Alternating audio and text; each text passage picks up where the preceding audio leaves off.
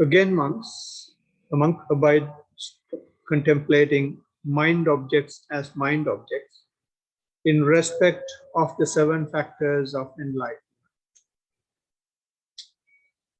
All right. So, as we know, what we do now is supporting the practice.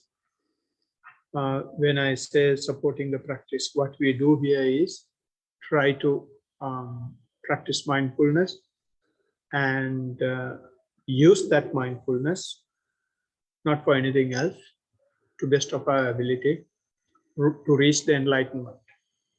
So that part, that process has very clearly been explained by the Blessed One in the 4 foundations of mindfulness. And having said that, in 4 foundations of mindfulness, you can't enlighten by reading the discourse or by intellectualizing the discourse. It is something that you will have to practice and experience yourself. And even when you experience, you will question yourself certain things that are happening, because it's an evolution process. So there will have experiences that you don't agree, that you may criticize, and that you will have doubts about, right? So therefore, reading it, understanding it, practicing it, and discussing the practice is imperative in developing mindfulness. So if I give you a summary of what is given there, Blessed One is starting where we are, which is our body, and that is what we consider as me, my, and myself, and all that. And start there, and from there he goes into the mental process by observing or by accepting the feelings. And after accepting feelings, he tells, or he indicates that a deeper mental layer will be opened up, and that is the mind itself. And when that opens up, he is asking us to see the duality in the mind, right? And accept the duality in the mind as well. I'm not going into detail of that. So once we accept this physical and mental process in this manner, or when we to a certain extent are comfortable with these changes in physical and mental process, then you will be opened up to the nature of human life, nature of humanity as a spiritual person, right? And he has divided the section, that particular section, where you will be opened up into nature or the phenomena into 2. It is not, he is not clearly dividing it into 2. By looking at it, I am dividing it into 2, right? The 2 sections I see are a deeper layer of physical and mental process, is one layer, or one side, or one part, or one classification. The other one is spiritual upliftment, spiritual awakening, right? So if we take the deeper layer of physical and mental process, it is the first chapter of phenomena, which we discussed, is the Nivarana Pabba, or the section on hindrances, right? That's the one that we discussed on your very first day. I thought you will not come after that because that took such a long time.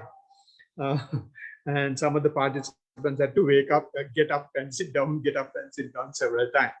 Anyway, and that was a lesson for me as well. And I ensured that talks are not going that long after that. And the next section was the aggregate section, where we have clinging aggregates, right? That's deeper physical and mental process. And then the last section we discussed was the section on the sense bases, sense faculties, sense sphere, right? And all these are very deeper layers of humanity or human nature, right? And once in all this, what the Blessed One says is, if you see the phenomena, he says, these things will arise, these things will be there for some time, and they vanish. And once you are becoming more and more mindful, that is what you should see. Not that your hindrances will be completely wiped out. They arise and pass away. And that is the basic teaching in those three things. Don't worry, right? They won't last forever, right? And when your mind is accepting this nature to a certain degree, then he says, you are reaching enlightenment, right? And that is what he's discussing now. That is what we are going to open up now. What he said was, don't remember. What he says is, again, monks, a monk abides contemplating mind objects in mind objects, that is phenomena, in respect of the 7 factors of enlightenment. He's talking 7 factors of enlightenment. Okay, so a very serious section, very serious section. The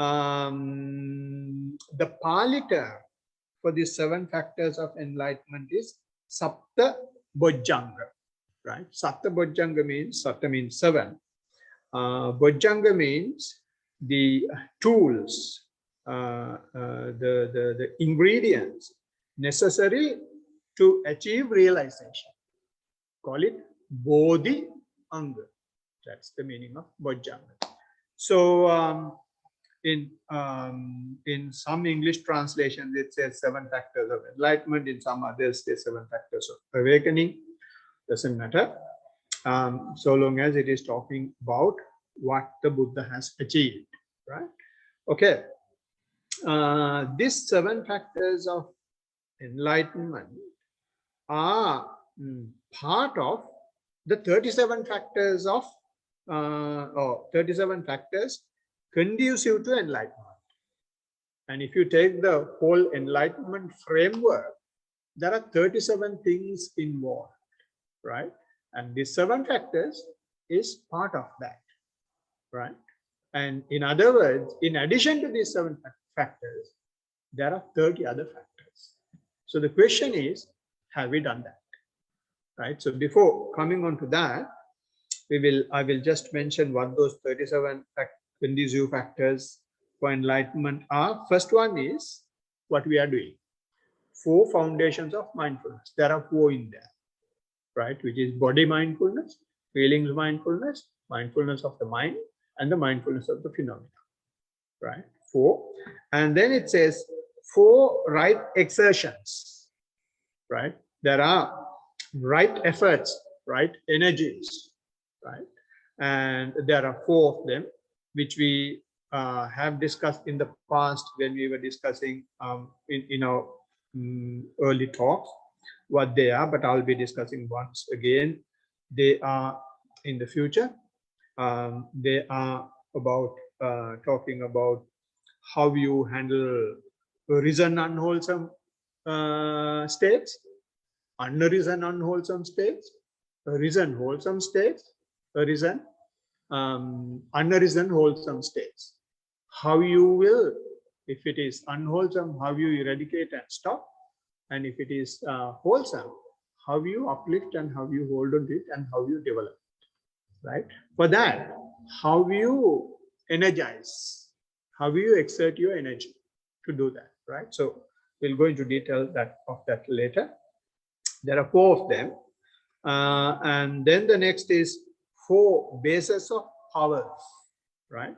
There are certain elements, mental elements, that should get together and power this path, right? And we call it Chanda Virya, chitta vimansa, in other words, desire, effort, and mental input, and the investigation um, are powers to do these things.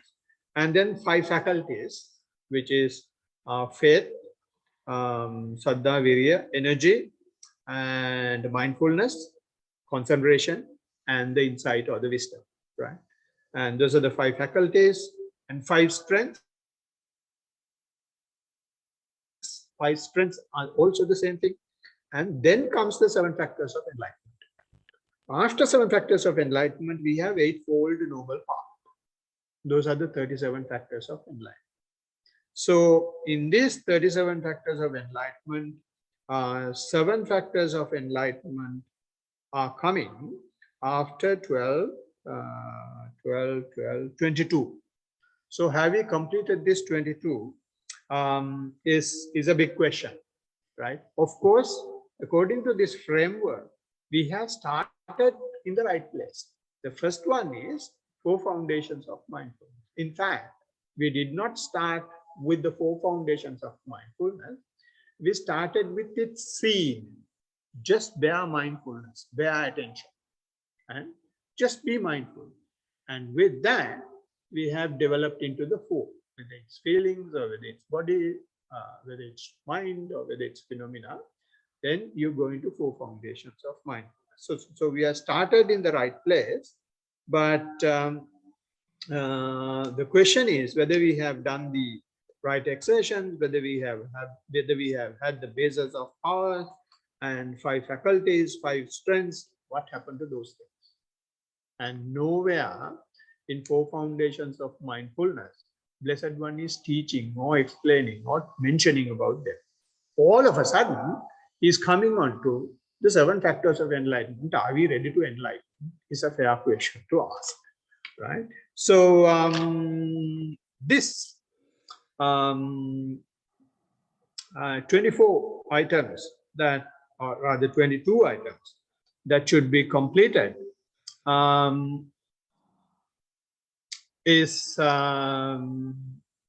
this question has been asked indirectly in a discourse, right? And Blessed One is mentioning there's a discourse called Kundaliya discourse or Kundaliya Sutta, and Kundaliya means the name of a person.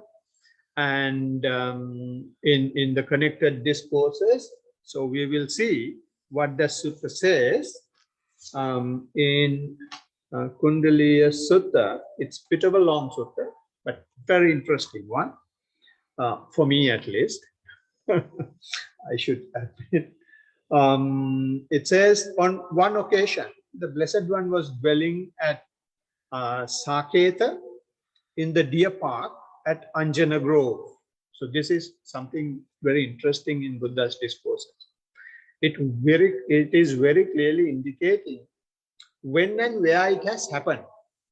So if someone wants to go to the history and check, these are not things that have fallen from the sky.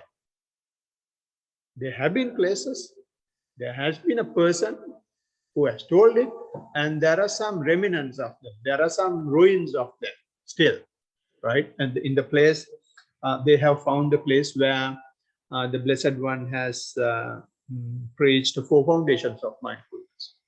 And they have just tried to secure it now, but it seems it's a place where people go and take drugs now, right? So it has been neglected somewhere in Hyderabad. But whatever it is, so it's very interesting in all the discourses. That basic background is given, right? So anyone can go back and check. So then he says, in the discourse says, then the wanderer Kundaliya approached the Blessed One and exchanged greetings with him. When they had concluded their greetings and the cordial talk, so it's again another thing. When we see the Blessed One, it's usual talk. Straight away, he's not saying I'm enlightened. So you talk only serious business with me. No, people go and ask, how are you? Have you taken your meals? Are you keeping well and all that? And then greet each other and then go on to the topic. And then he says, when they had concluded their greetings and sat down to one side and said to the Blessed One, Kundalini is telling Blessed One, Master Gautama, I am one who stays around monastic paths and frequents assemblies. So he's a typical guy. He's not staying at home. He's roaming around. Right? And he says, after the meal, when I have finished my breakfast, it is my custom to roam and wander from park to park, from garden to garden, right? Because it's not doing anything, not having a family, is a wanderer. So after meal, he should have something to do. He goes from place to place and see what's going on around. So he says, there I see some ascetics and Brahmins engaged in discussion for the benefits of rescuing their own thesis in debate and condemning others.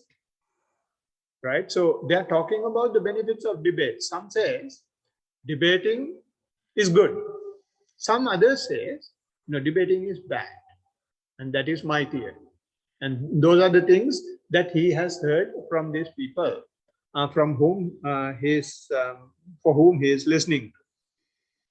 And then he is putting the question to the Blessed One. But what is the benefit that Master Gautama lives for? Right? And then Master Gautama says, Kundaliya, the Tathagata. Tathagata means he's calling himself Tathagata. He's a person who is awakened, right? One who says what he does, when he does what he says, is the meaning of Tathagata.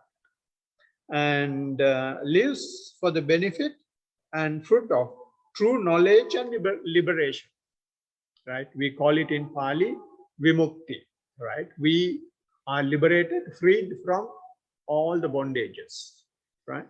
And he says, this is what I live for. I'm not going for debates, say debates is okay, debates is bad. This is what I'm living for. So then, if we had asked this question, and if the Blessed One has given this answer, then we might say, you are a stupid person. So many people are talking about the good and bad of argument, and you are talking about some nonsense, and you are just something is wrong with you, right? But this particular person, from the way he lives, he is a secluded already, right? And then here it's like a TV interview. He's straight away putting the right question, right? He's asking, Master Gautama, what things, when developed and cultivated, fulfill true knowledge and liberation? He didn't want to go, why you are not talking about argument and all that. And he seems that he has found what he has been looking for. He's straight away putting that question, right? When he said, I'm looking for liberation, he says, what things, when developed and cultivated, fulfill the true knowledge and liberation? Okay, tell me also what I have got to do, right? Then the Blessed One says, 7 factors of enlightenment, Kundalini. That is where we are. We want to liberate, he says, 7 factors of enlightenment, right? So when developed and cultivated, fulfill true knowledge and liberation. So be warned, you're heading there. Ask yourself whether you are ready, right? And then the next big question,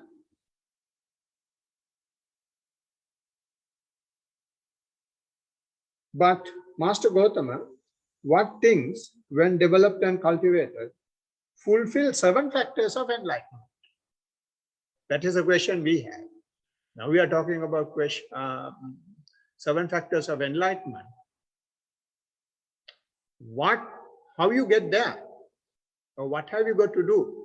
Right? And the Blessed One says, Kundaliya, the 4 foundations of mindfulness. When developed and cultivated, fulfill the 7 factors of enlightenment.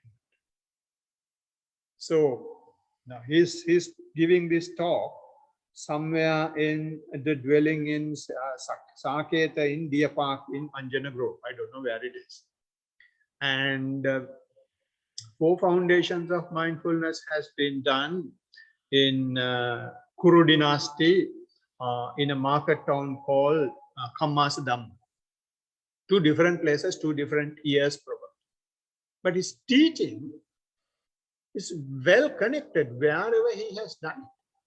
It's not missing any point anywhere. But if we are teaching something, right, in some places, we may something contradicted. And we may try to cover it up, next time. But it is not in his teaching. Wherever, and this is just one discourse I have taken. And it's a whole section. He's saying, we'll have to do 4 foundations of mindfulness. We'll have to do 4 foundations. We'll have to do 4 foundations of mindfulness to enlighten, to receive 7 factors of enlightenment. And when it is very clearly mentioned so much in the discourses, can you tell me, each one of you, especially the Buddhists, how many Dhamma talks have you heard of that? How many Dhamma talks you hear? Monks are preaching that you will have to do 4 foundations of mindfulness to develop 7 factors of enlightenment and show the path. Maybe the fingers in one hand is enough to say that. Although we have so many thousands, only 4 or 5 will tell that. Not everybody. They have other things to tell. Right? But this is Buddha's teaching, and he says 4 foundations of mindfulness to reach the 7 factors of enlightenment. And he doesn't stop there. He keeps going because he has found the person he has been looking for in the parks. Then he's asking, but Master Gautama, what things when developed and cultivated fulfill the 4 establishment of mindfulness? Now, we were happy when he said 4 foundations of mindfulness. Okay, we are done. But he's not stopping. He's asking, what things when developed and cultivated fulfill 4 foundations of mindfulness?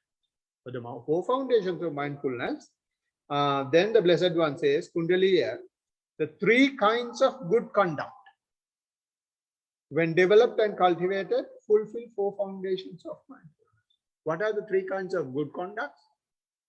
Bodily, verbal, and mental. This is how we conduct ourselves, these 3. Right? So if our conduct is, bodily conduct is good, verbal conduct is good, mental conduct is good, then 4 foundations of mindfulness will be fulfilled. Right? And the TV interviewer once again is asking, but Master Gautama, what things when developed and cultivated fulfill 3 kinds of good conduct? For that, what have I got to do? Then he says, restrainment of sense faculties, Kundaliya, when developed and cultivated, fulfills 3 kinds of good conduct. Right? For you to have good conduct in good bodily conduct, good verbal conduct, good mental conduct, you should restrain your sense faculties. And then Blessed One is not allowing him to ask any more questions. He's taking the steering wheel. Then he says, now all this time he has been asking what things to be done. Right? What things when developed he was asking. Now the Blessed One is telling how it can be done. And Blessed One says, and how Kundaliya is restrainment of sense faculties developed and cultivated so that it fulfills the 3 kinds of good conduct. Here Kundaliya, having seen an agreeable form with the eye, a bhikkhu does not long for it or become excited by it or generate lust for it. His body is steady and his mind is steady inwardly, well composed and well liberated. Isn't this what we discussed in the last chapter? In the last chapter, what the Blessed One says is, he discerns this is I. He discerns this is form. He discerns this is the connection between the two.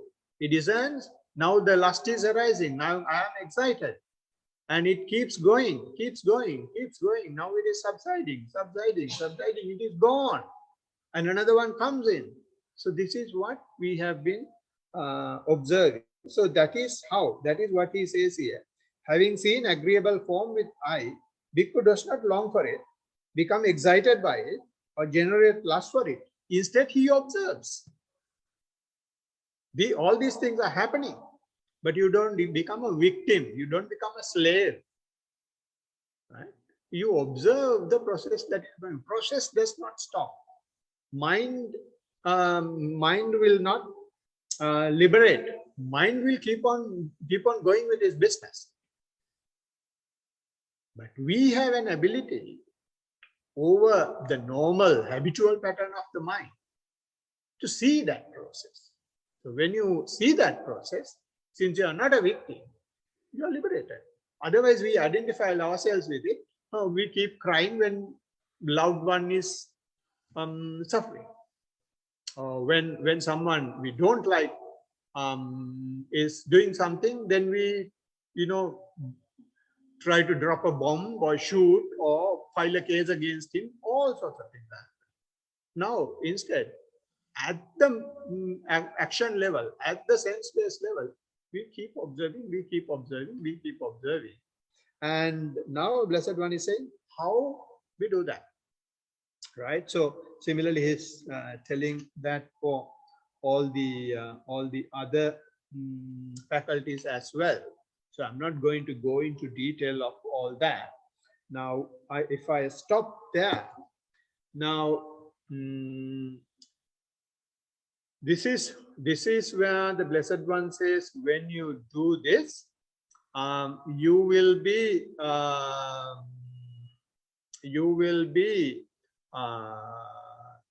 getting into the three better conduct, right? Three good conducts, right? If you observe your sense faculties, you will be conducting yourself bodily well, without an issue with the society. Verbally, also the same thing, because you observe, you know what is going on. And in the mind, you are purifying yourself, right? So when you restrain your sense faculties, that is happening, right? So when that is happening, what basically happens is you maintain your attention always in the four foundations of mindfulness. When the mind is in the body, you will have to be with body. When the mind is with feelings, right? Because when you see something with your eye or hear something, or when the sense faculties are active, you will have feelings. So when those feelings come up, maybe pleasurable feelings or unpleasant feelings, or neither pleasant nor unpleasant feelings come up, you will just observe them. When they go further, you will generate lust, or you will generate hatred, and many things will happen. Even that you observe. So which means four foundations of mindfulness is active. So what I want to tell you is, therefore, although Blessed One says for four foundations of mindfulness, good conduct is necessary, and for the good conduct, the sense faculties has to be restrained. On the other hand, if you put it the other way around, to check whether you are mindful, to check whether you have your attention to the four foundations of mindfulness, the test is whether you restrain yourself. If you restrain yourself, when you are connected with the world with your sense faculties, that indicates that you are mindful with your four foundations. So this is the reason why the Blessed One is taking this sense basis as the last part before coming on to the spiritual side, right? Before that, what we discussed was the nature of the worldly life, right? Now we are coming to the spiritual life. In the spiritual life, to see whether we are ready to learn, ready to know, ready to hear about 7 factors of mindfulness. He's asking ourselves, he's asking us to check ourselves whether we are seeing, when we are seeing things, whether we are aware whether we are seeing. When we hear things, whether we are aware that we are hearing. And when we are going on with those combinations and the process, mental process, whether we are aware of that. And whether we can see until it completely ceases, right? So if you can see that, then to a certain extent you have mastered your mindfulness. So therefore, now it is showing seeds of 7 factors of mindfulness.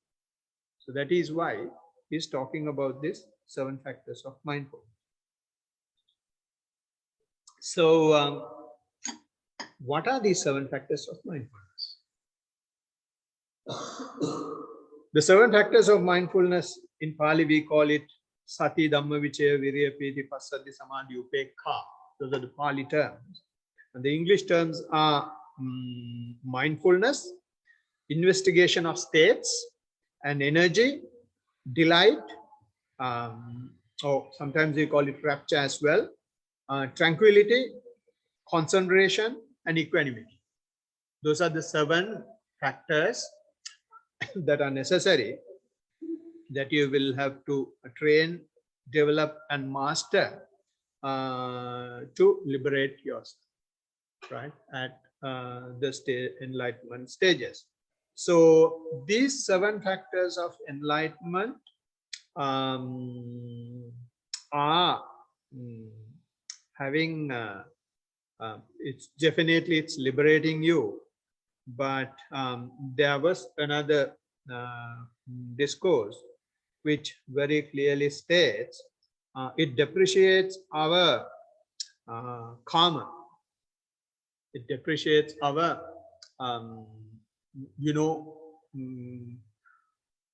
is there any English term for karma? No, not attachment. Karma, karma. Yes. Sorry, there is no English word. Yes, it's the depreciation of all sorts of karma, right? So I will just take that discourse as well in numerical discourses.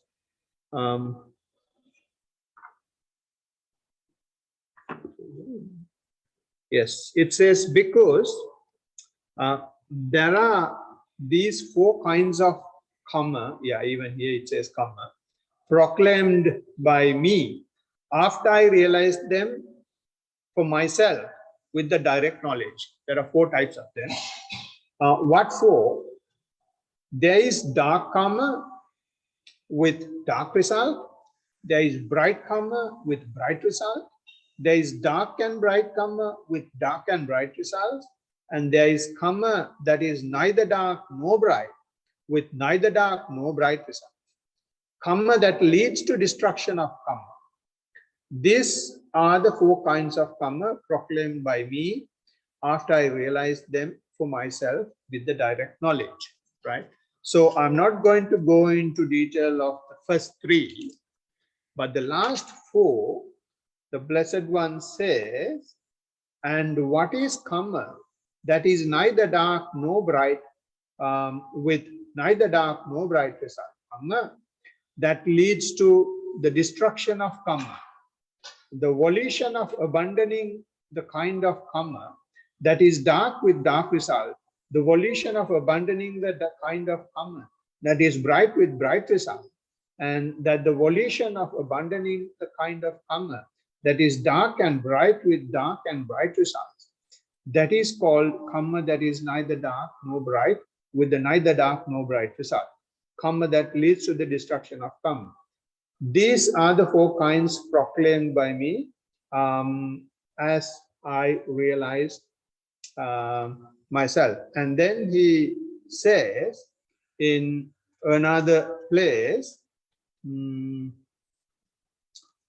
Enlightenment Factors, after saying that, he says, what is karma that is neither dark, bright results? And after saying that, he says,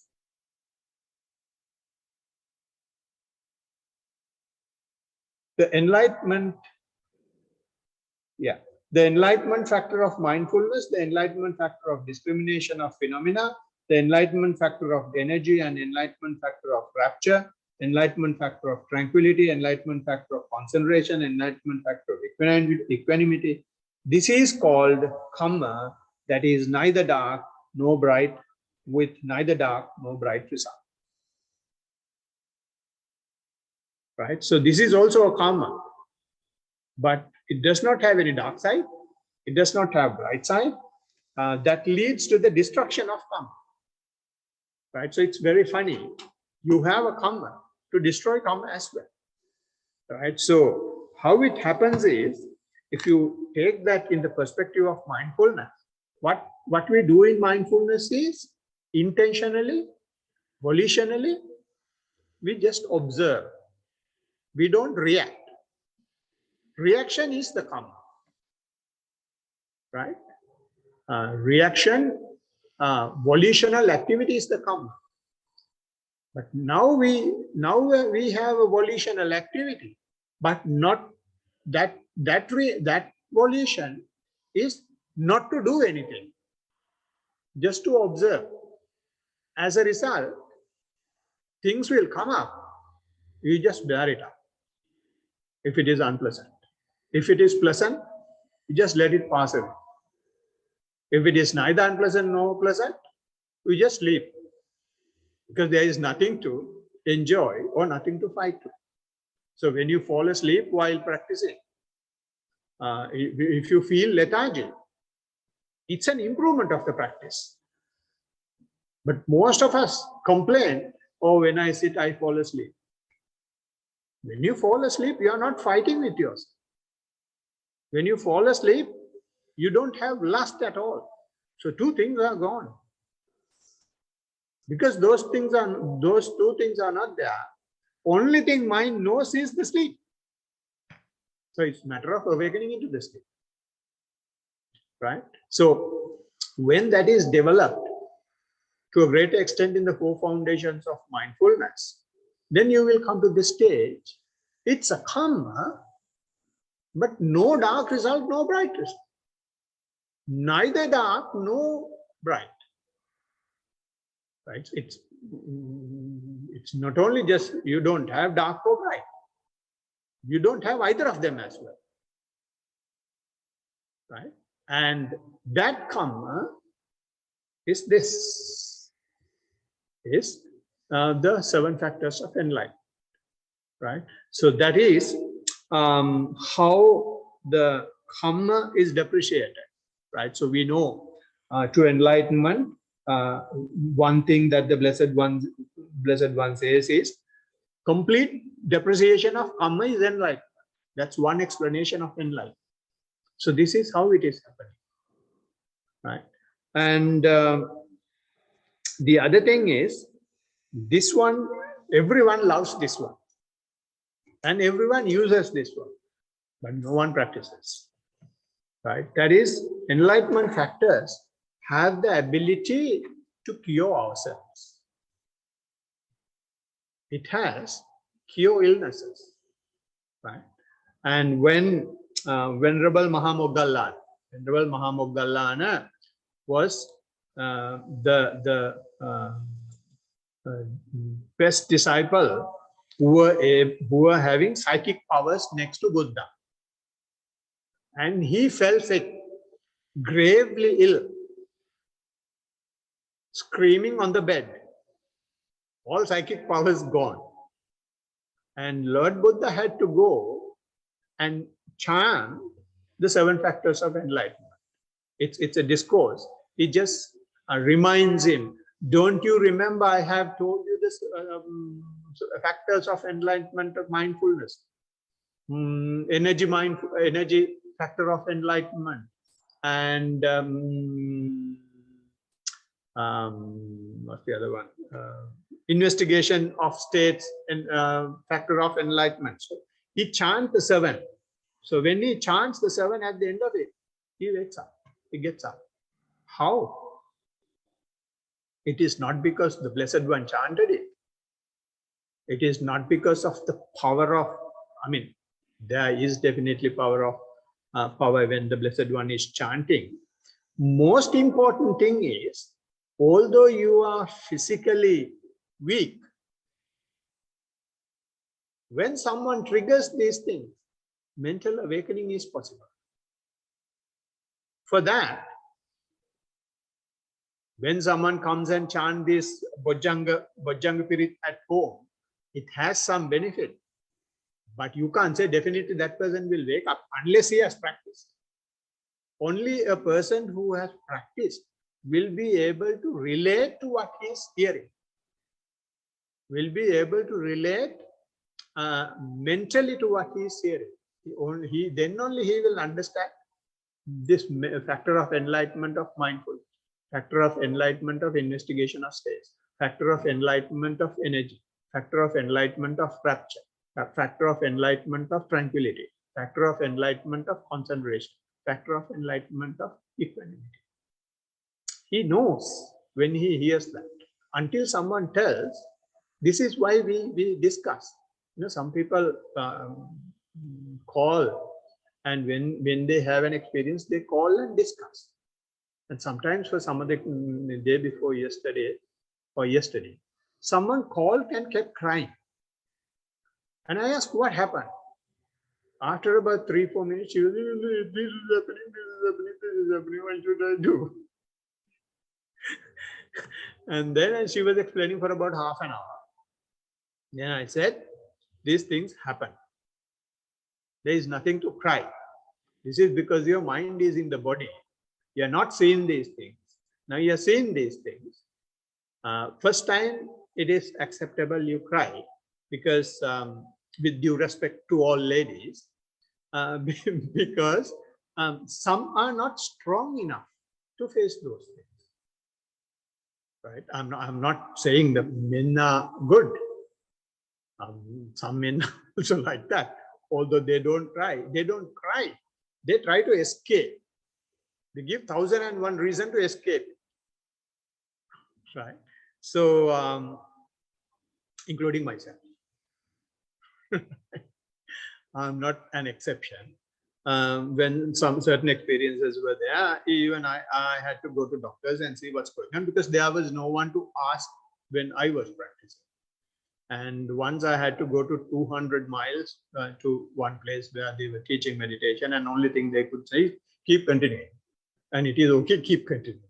And they were not able to justify what's going on.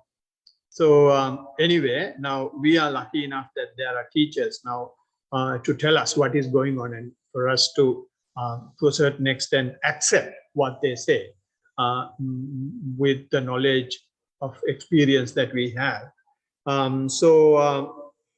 What I want to say is, when these things are there, we will be able to relate if you have the practice, right? It is just one discourse. And there was another discourse, Mahakassapa Bojjanga. Mahakassapa was another great disciple who has had very strict austere practices. Even after becoming an enlightened person, he did not take any luxury. Buddha, of course, took some luxury. He did not always live in the jungle. He did not always have one robe. He did not always take a robe only from the graveyard.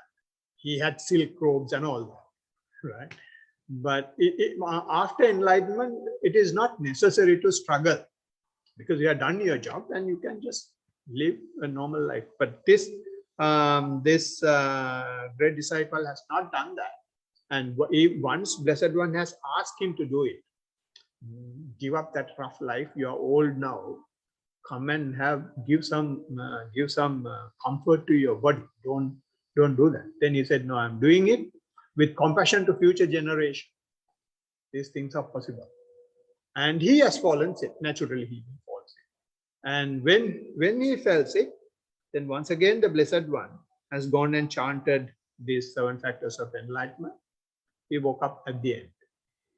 And the nice part is, the same thing happened to Blessed One himself. When it happened to Blessed One himself, he asked another Arahant, Venerable Chunda, called him and said, chant 7 factors of enlightenment. When he was chanting, Blessed One was able to awaken into them. And then towards the end, at the end, he was able to wake up. But now what people do is, nobody is practicing at least 1 minute a day. But when they fall sick, call monks, call everybody, shall we chant Bhajanga period? It has some benefit, at least that vibration is good. Buddha's word is good. But they can't relate. They can't relate. You can relate only to the extent of your practice when you hear those words. Right? Okay. And the other one is, it has the power to see the reality in the world. When you develop these factors of enlightenment, then you go to the target, the basic teaching of the Buddha. What is the basic teaching of the Buddha? The noble truths. 4 noble truths. To realize 4 noble truths, to see 4 noble truths, or to accept 4 noble truths, you need Bhajanga. You need 7 factors of enlightenment. Unless this is there, you will never see suffering. You will see only happiness in suffering. You will suffer happily. That's the truth. That's the truth. Right? And then only you will see cause of suffering. Then only you will see the cessation of it. Then you will see the path. So therefore, when he, in his first discourse, only thing he said was the path, the last one. Monks, don't go to self-mortification, don't go to self-indulgence. There is a middle path. This is the middle path. Because those 5 ascetics have been practicing with him for a long time, and they had developed to such an extent. So they were able to understand, because they have been having a very luxurious life as advisors of the king. And then they have had the self-mortification life being ascetics. So they have been in the both. So the Blessed One was able to go to them, and in the deer path, they were able to tell that both these extremes are not leading to liberation. The one leading to liberation is in the middle, and this is what I call the middle path. One of them was able to relate, just one. All others were questioning him and doubting him. And even that one person was able to attain only the first stage of enlightenment. Right? So these are the powers of 7 factors of enlightenment. And I hope this has given you some idea that this is taking us to a serious practice of towards liberation. So I wish all of you to have this 7 factors of enlightenment develop and gear yourself to liberation. Blessings of the Noble Triple Gem. And this is the introductory talk, and we will take each one of these 7 factors separately in the future. Blessings of the Noble Triple Gem. Right. So Yes. Now it's a time. You may have some questions on the talk. You may have other questions. You may have reports to submit. Yes. Mm.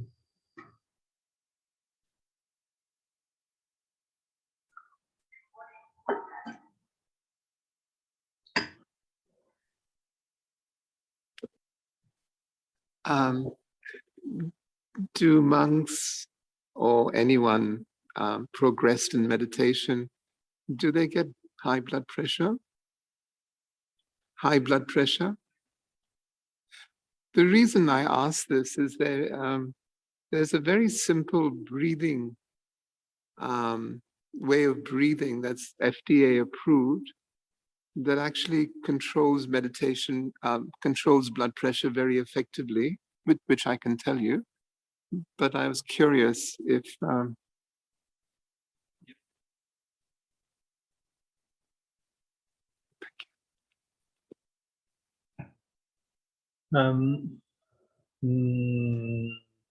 Short answer is yes. Monks get high blood pressure. No, they don't. I mean, with the practice,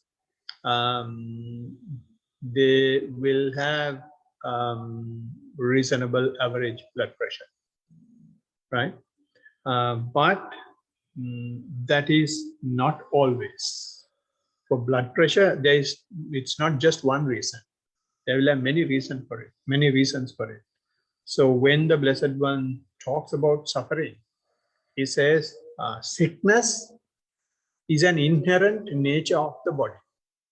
So anyone who has a body is vulnerable to any disease, right? So, I mean, their blood pressure may have been caused by avoidable factors, right? So if we practice meditation, those avoidable, if it is caused by avoidable factors, then yes.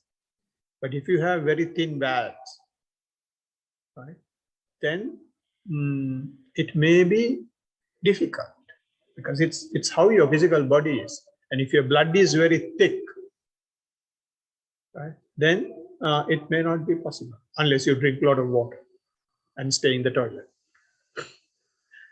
And so, yes, if it is avoidable factors, may be possible, but we can't give that as, universal medication. But I know there are Sri Lankan doctors, when such patients come, they take 2 or 3 minutes and they meditate with them. And after that, they check the pressure, which is down. Because most of us, blood pressure is created. And there was a funny thing that happened. In Sri Lanka, I was teaching mindfulness when I was a layperson to some of my relatives, right? And one of my uncles who was not practicing, who was not in the group, he said he is having blood pressure. He said, when you practice meditation, when you practice mindfulness, your blood pressure goes down. So come everyone, I will check. And he checked everyone. Everyone's blood pressure is down, mine is up. Which is not the case usually. Right. And also Arthur asked a few other important questions with me. They were secret questions, but I think some of them would be important for the others to know. The first one was about, what was it, Arthur? What was the first one?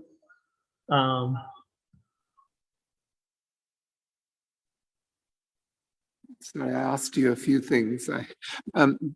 Sorry, but if I may ask you something else, which is very important to me, is how can I sleep well? A lot of people may be interested. But I say,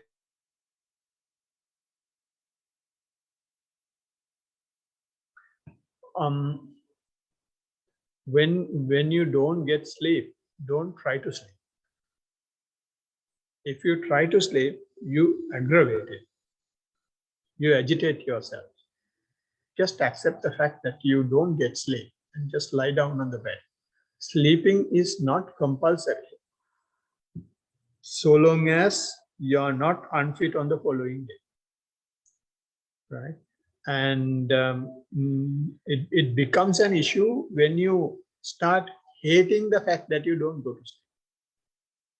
Right. What I do is when we practice, usually, since we usually conserve energy, I go to bed quite late.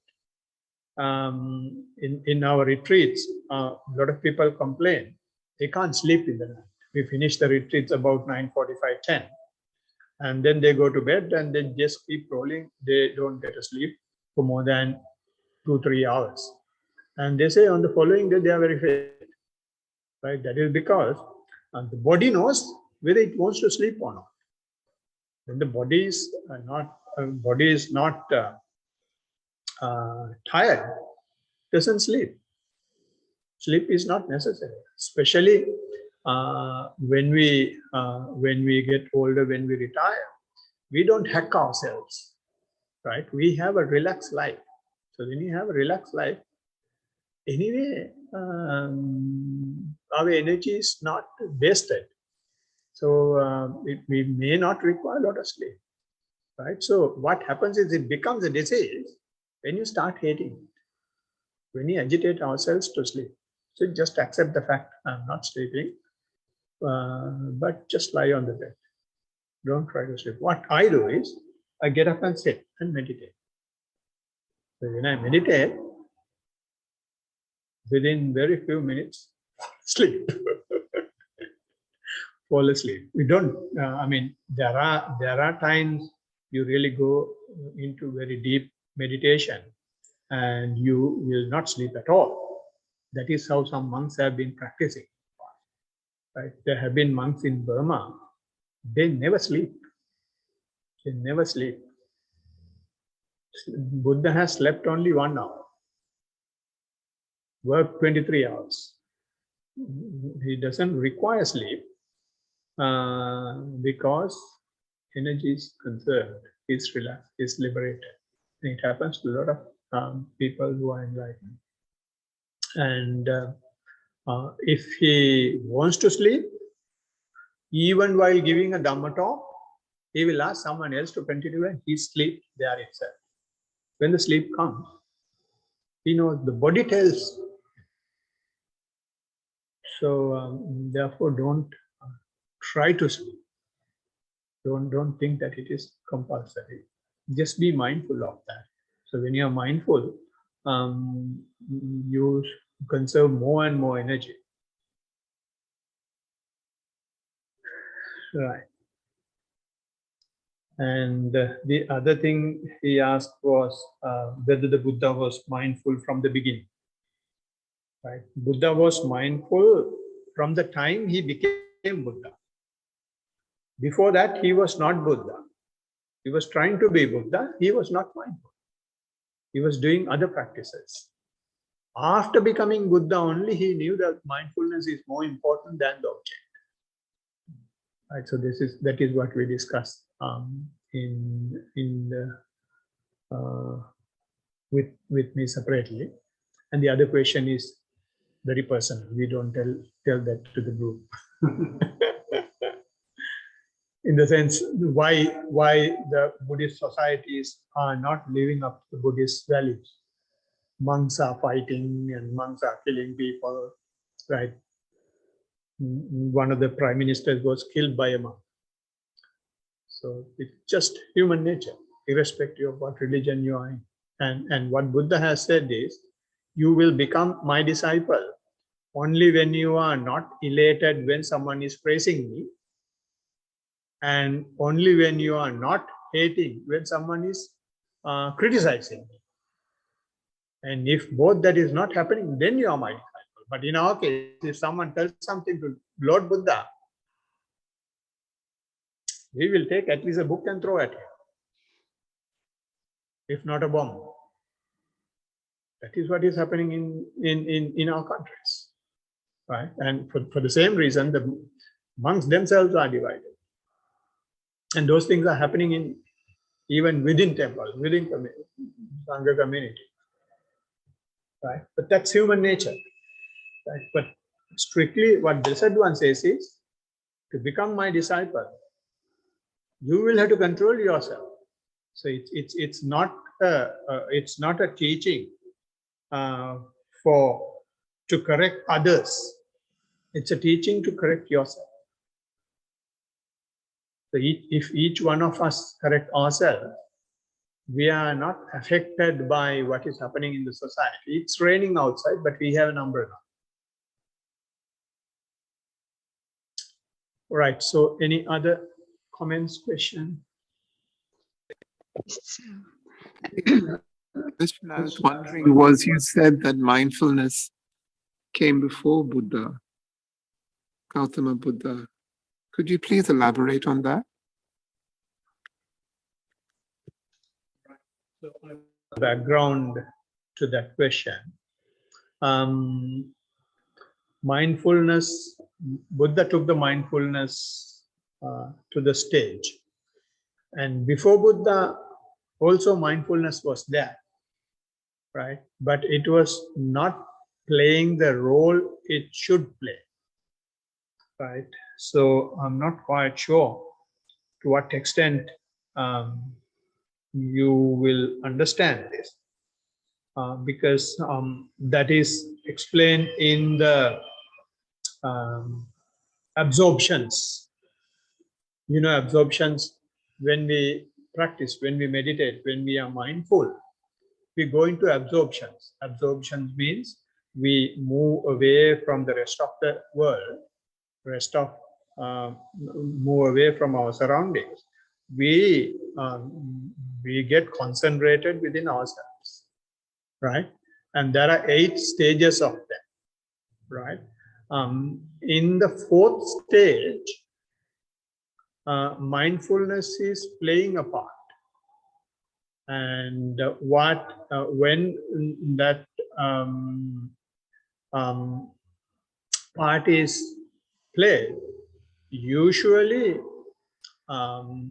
mindfulness is introduced there, right? So there is a word called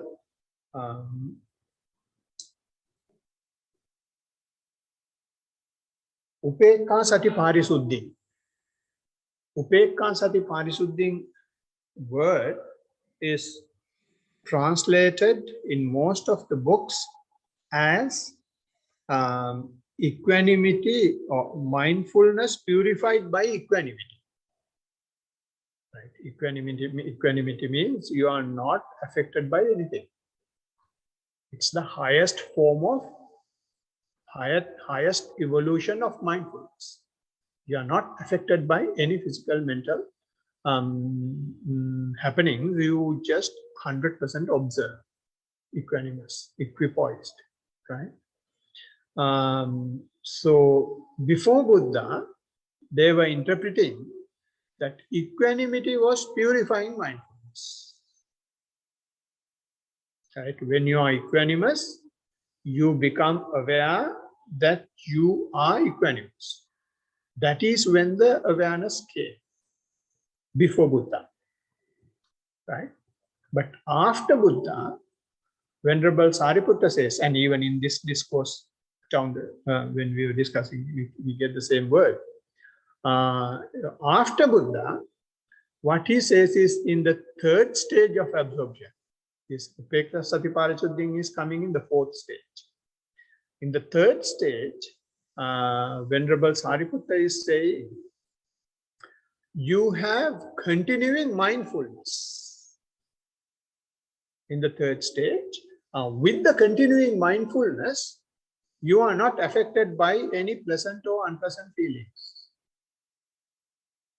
You are completely mindful. You have pleasant feelings, you have unpleasant feelings. But you continue your mindfulness. When there is pleasant, you are aware that it is pleasant. When it is unpleasant, you are aware that it is unpleasant. Maybe mentally, maybe physically. Right?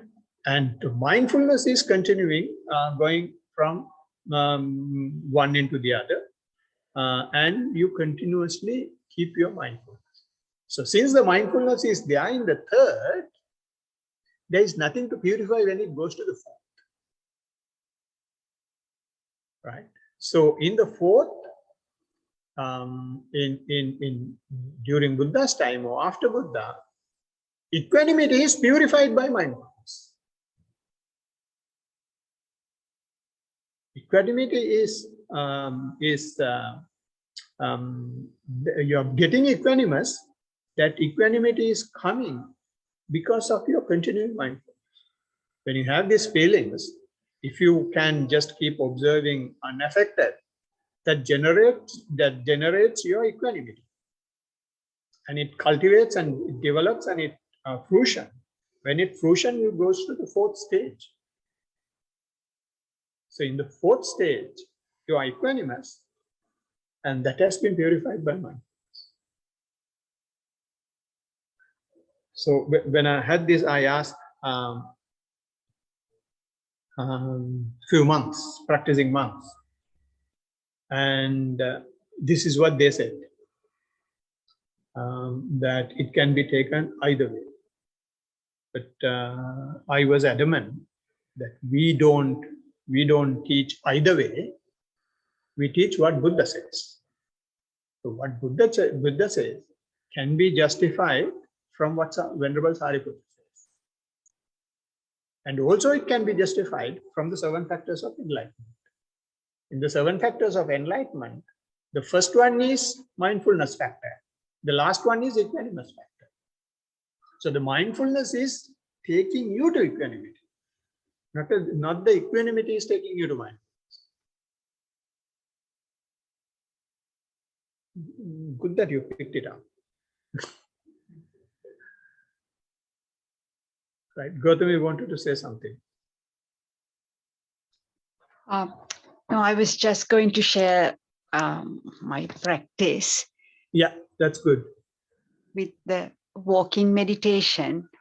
I've just been observing and coming up with a lot of things that I've noticed about my walking.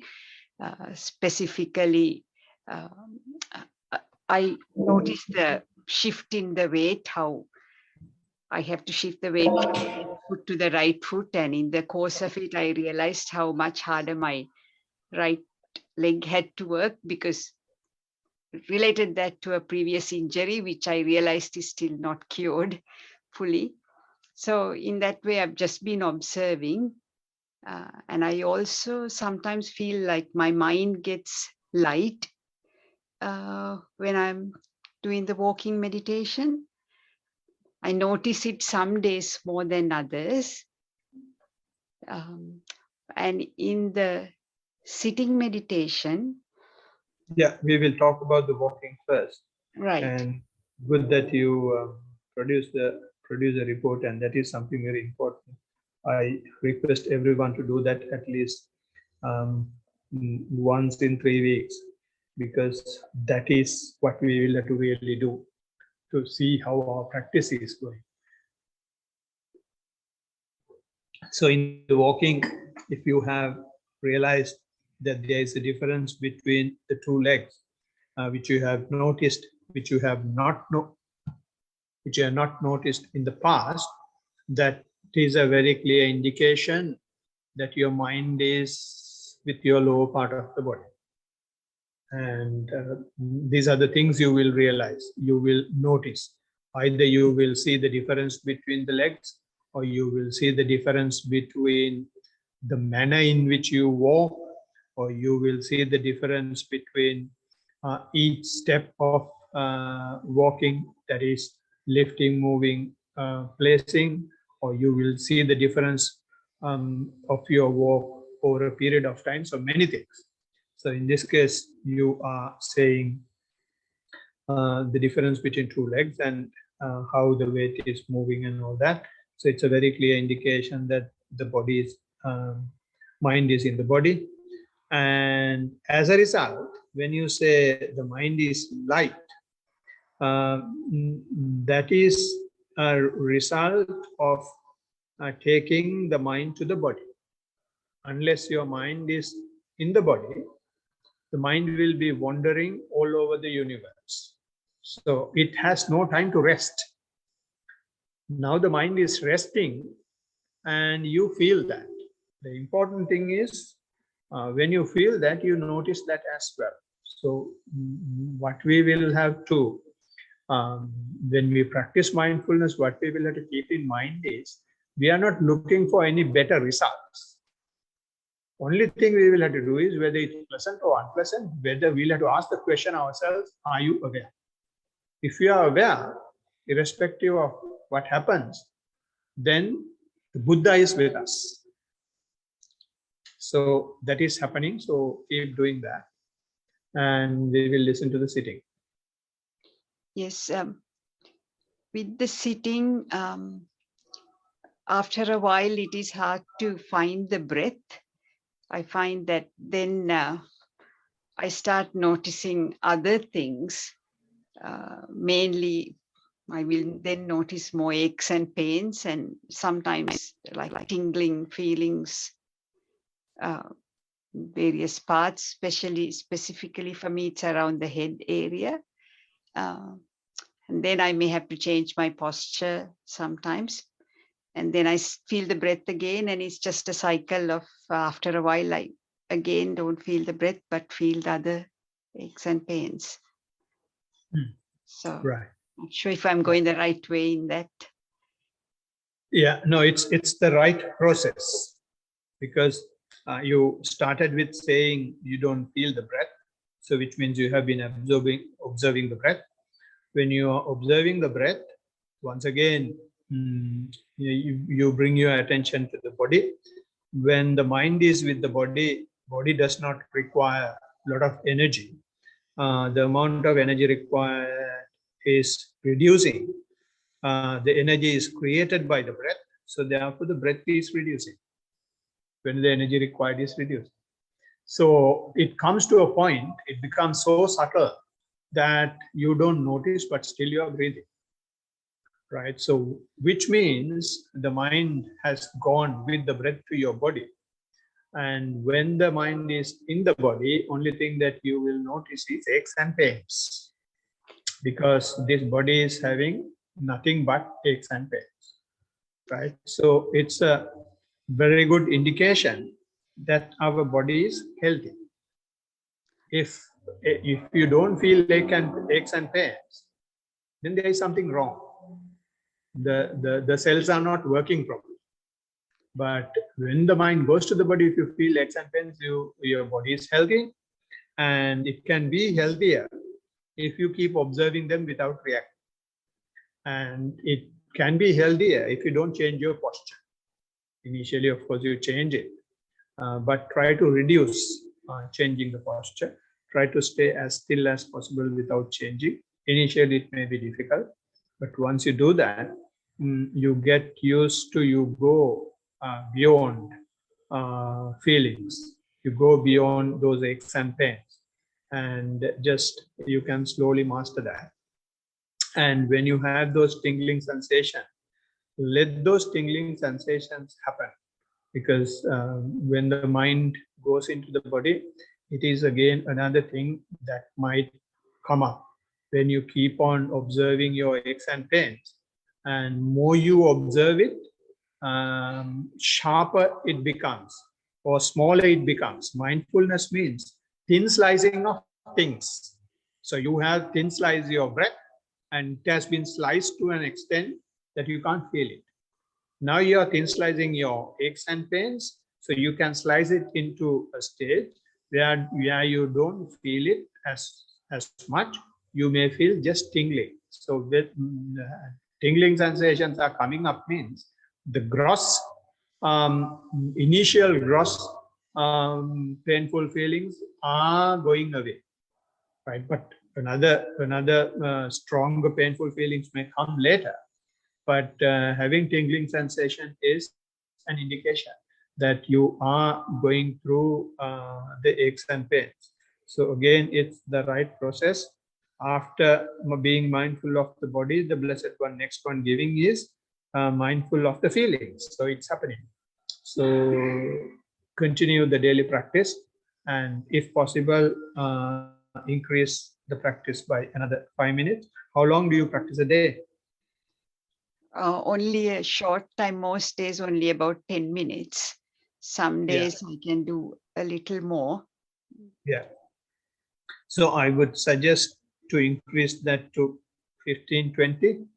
So when these things are happening, it is better if you can do, if you can take it to 45 minutes, walking 45 minutes, sitting, because the circumstances are such that it should be taken to that level.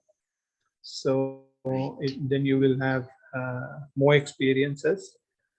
All will not be so peaceful and calm and pleasant, but the right path will be there. Thank you. Thank you, Bhante. Thank you. Anybody else wants to talk?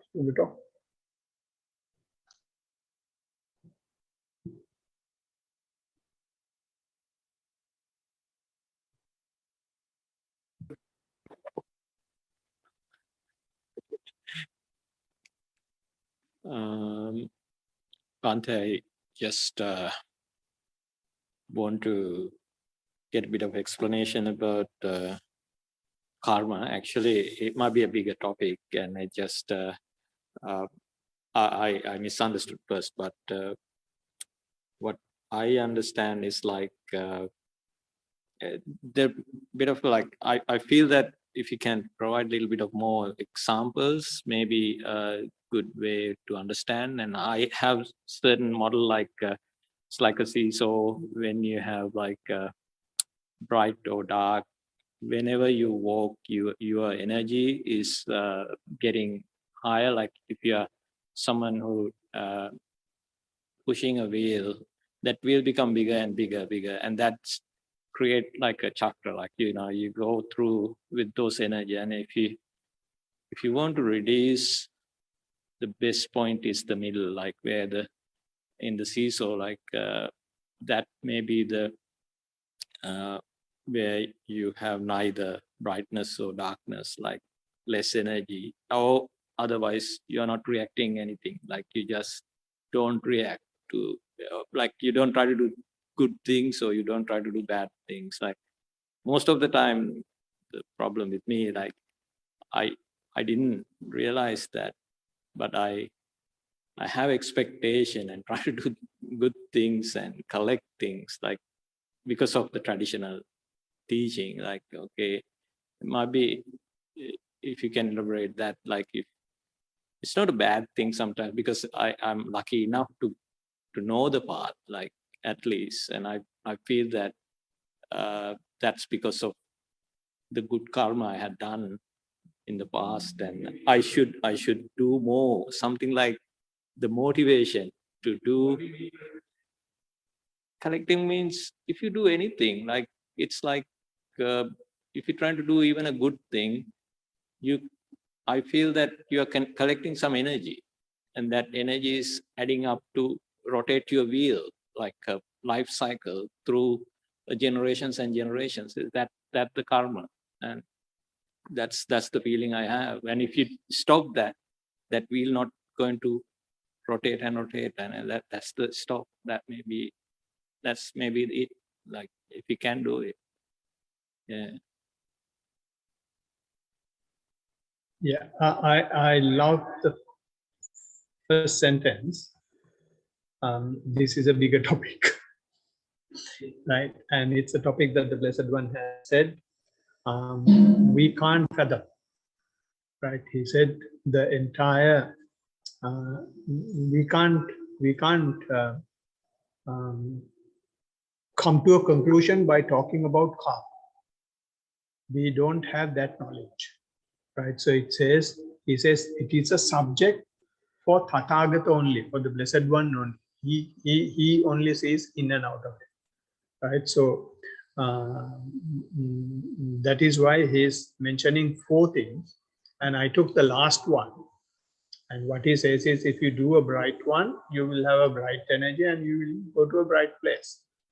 Maybe a divine world, or maybe a higher world such as Brahma world, right?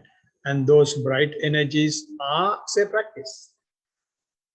Those who practice, even before Buddha, they were going into higher levels. And ascetic Asita, he knew where he was going as well. Right? So that is bright energies and going to bright places. And dark energies, the other end. Right? And if you have mixed things, like us, right? We have everything, right? Blessed One, what he says is, don't collect dark energies, don't collect bright energies. And also he says, don't collect or don't get bogged down in neither dark nor bright. That's something that is very difficult to understand, right? Because neither dark nor bright means the sleepy example I took at the beginning in the talk, right? When you have no lust, when you have no hatred, you may feel sleepy. In that stage, there is no direct bright, there is no direct dark, neither dark no bright, right? But you should not be there even for that you will have to awaken it. And when you come to feelings, if you keep on observing your pleasant feelings, and if you keep on observing your unpleasant feelings, you may go beyond that. The end of pleasant and unpleasant feelings is having a feeling, but it is neither pleasant nor unpleasant. You have a feeling like that, right? There was in Melbourne when I was going there and teaching, someone told me, after lunch on Sunday, he just goes to Bunning and goes around and come back. Because he does not have anything else to do. No pleasant, no unpleasant. He used to take a drink and he has stopped that as well. So he doesn't have anything to do. He just goes to Bunning and comes around. And when do we sit in front of the TV? When we don't have anything to do. Right? Why do you take a call for someone? You just take a call to one of your friends and keep chatting. You don't have anything else to do that time. In Sri Lanka, in our villages when you were growing up, right? Again, due respect to ladies, two ladies come near the fence from the two sides. They keep talking for yes, important business for hours together. And my brother comes from school and he says, Amma has not cooked yet. So like that, when we we have a lot of neither pleasant nor unpleasant time.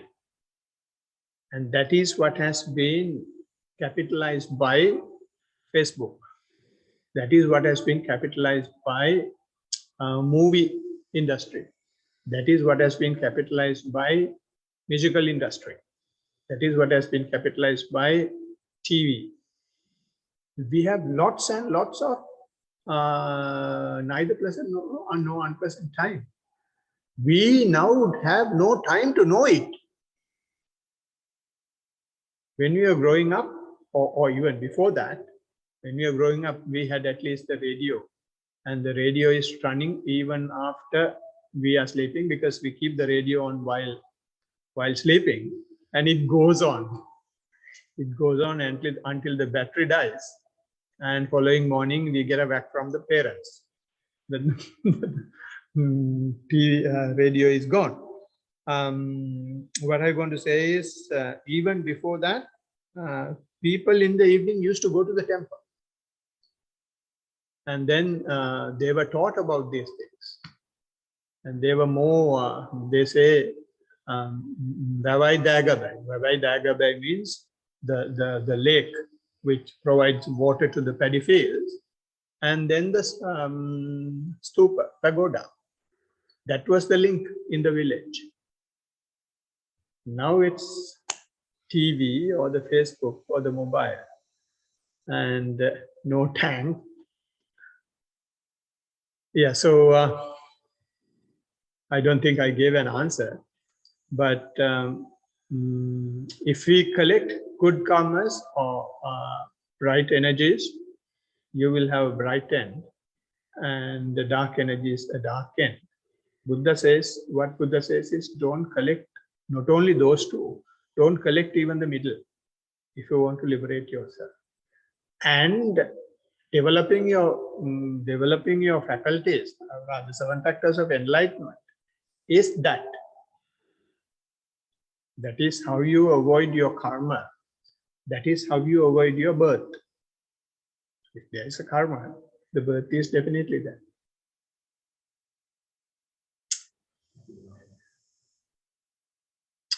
All right. Yeah. Time is up. So I would expect some practice reports from the rest of the group, at least next time.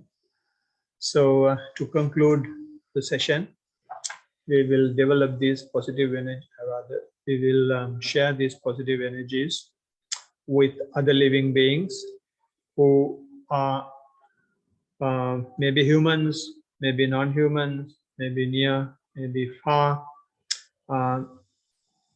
who are supporting the dispensation, who are supporting the Sangha, who are supporting the teaching. So with that in mind, we will chant the traditional stanzas.